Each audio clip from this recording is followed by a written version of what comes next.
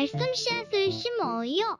사랑하는 친구들, 말씀 씨앗 시간이에요. 오늘 말씀은 누가복음 2장 말씀이에요. 다 함께 말씀 씨앗 심을게요. 누가복음 2장. 그때에 아구스도 황제가 내린 칙령에 따라 온 나라가 호적 등록을 하게 되었습니다. 이것은 구레뇨가 시리아의 총독으로 있을 때 행한 첫 번째 호적 등록이었습니다. 그래서 모든 사람들이 호적을 등록하러 고향으로 가게 되었습니다. 요셉도 다윗 가문의 자손이었으므로 갈릴리 나사렛을 떠나 유대 지방에 있는 다윗의 마을로 갔습니다. 이 마을은 베들레헴이라고 불렸습니다. 그는 약혼한 마리아와 함께 호적을 등록하러 갔습니다. 마리아는 그때에 임신 중이었습니다. 이들이 베들레헴에 있는 동안 아기를 낳을 때가 되었습니다. 마리아는 첫 아들을 낳아 포대기에 싸서 구유에 눕혀 두었습니다. 그것은 여관에 이들이 들어갈 빈방이 없었기 때문입니다. 그 근처 들판에서 목자들이 밤에 양떼를 지키고 있었습니다. 주님의 천사가 갑자기 이들 앞에 나타났습니다. 주님의 영광이 그들을 둘러 비추자 이들은 몹시 두려워하였습니다. 천사가 그들에게 말했습니다. 두려워 마라. 보아라. 모든 백성을 위한 큰 기쁨의 소식을 가지고 왔다. 오늘 다윗의 마을에 너희를 위하여 구세주께서 태어나셨다. 그는 곧 그리스도 주님이시다. 포대기에 쌓여 구유에 누워있는 아기를 볼 것인데 이것이 너희에게 주는 증거이다. 갑자기 그 천사와 함께 많은 하늘 군대가 나타나 하나님을 찬양하였습니다. 높은 곳에서는 하나님께 영광, 땅에서는 하나님께서 기뻐하시는 사람들에게 평화. 천사들이 목자들에게서 떠나 하늘로 사라지자 목자들이 서로 말했습니다. 베들레헴으로 어서 가서 주께서 우리에게 알려주신 일이 일어났는지 확인합시다. 이들은 서둘러 가서 마리아와 요셉 그리고 구유에 누인 아기를 보았습니다. 목자들이 확인하고 이 아이에 대하여 자기들이 들은 것을 그들에게 이야기해 주었습니다. 목자들의 말을 듣고 사람들은 모두 놀랐습니다. 그러나 마리아는 이 모든 말을 마음속에 소중히 간직하였습니다. 목자들은 돌아가면서 천사들이 일러준 대로 자기들이 듣고 보았으므로 하나님께 영광을 돌리고 찬양을 드렸습니다. 태어난 지 8일째 되는 날에 아기는 할례를 받았고 그 이름을 예수라고 하였습니다. 이 이름은 아기가 뱃속에 있을 때에 천사가 일러준 것이었습니다. 모세의 율법에 따라 정결 예식을 치르는 때가 되었습니다. 마리아와 요셉은 예수님을 하나님께 드리려고 예루살렘으로 데리고 올라갔습니다. 이것은 주님의 율법에 다음과 같이 기록되어 있기 때문입니다.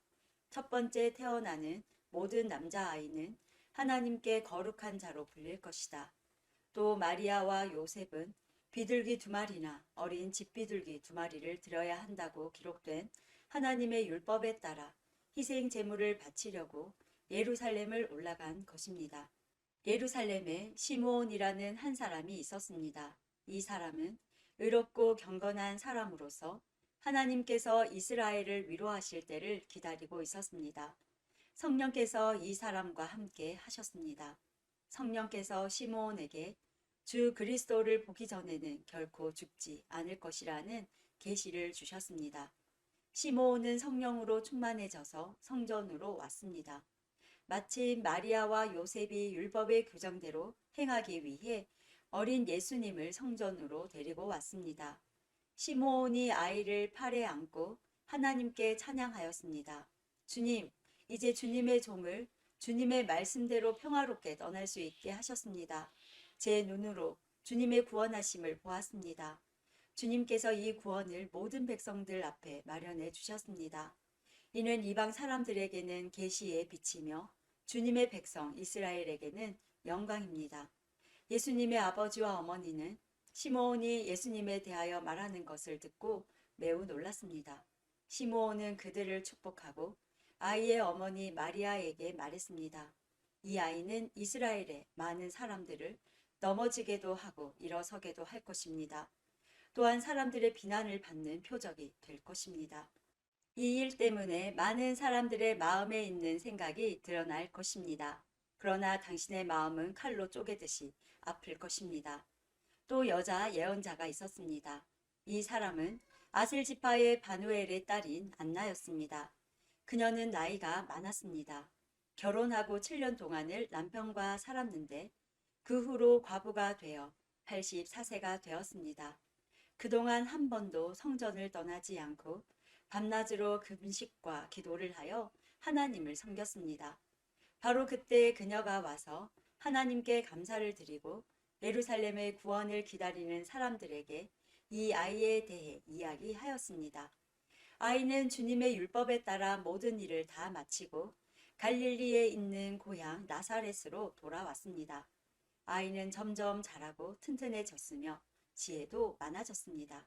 하나님의 은혜가 아이와 함께 하였습니다. 해마다 6월절이 되면 예수님의 부모는 예루살렘으로 올라갔습니다. 예수님이 12살이 되었을 때에도 6월절 관습을 따라 예루살렘으로 올라갔습니다. 6월절이 끝나고 집으로 돌아오는데 소년 예수님은 예루살렘에 남아 있었습니다. 하지만 부모들은 이 사실을 몰랐습니다. 단지 그들은 예수님이 일행들 속에 있을 것으로만 생각하고 있었습니다. 그렇게 하루 정도 길을 간 후 요셉과 마리아는 예수님을 친척들과 친지들 가운데서 찾기 시작했습니다. 그러나 예수님을 발견하지 못하자 예수님을 찾으러 다시 예루살렘으로 되돌아갔습니다. 3일 뒤에 그들은 성전에서 예수님을 발견하였습니다. 예수님은 성전에서 율법학자들 사이에 앉아서 듣기도 하고 묻기도 하면서 계셨습니다. 그의 이야기를 듣는 모든 사람들이 예수님의 슬기와 대답에 놀라워했습니다. 예수님의 부모도 그를 보고는 매우 놀랐습니다. 어머니가 말했습니다. 아들아, 왜 이렇게 하였느냐? 내 아버지와 내가 걱정하며 너를 찾아다녔다. 그때 예수님께서 대답했습니다. 왜 저를 찾으셨습니까? 제가 아버지 집에 있어야 할 것을 모르셨습니까? 그러나 그들은 예수님이 하신 말씀을 이해하지 못했습니다. 예수님은 부모와 함께 나사렛으로 내려갔습니다.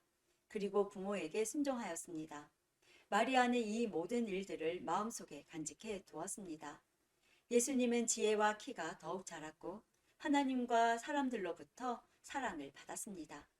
오늘도 말씀 씨앗 모두 잘 심었어요. 우리 내일 또 만나요.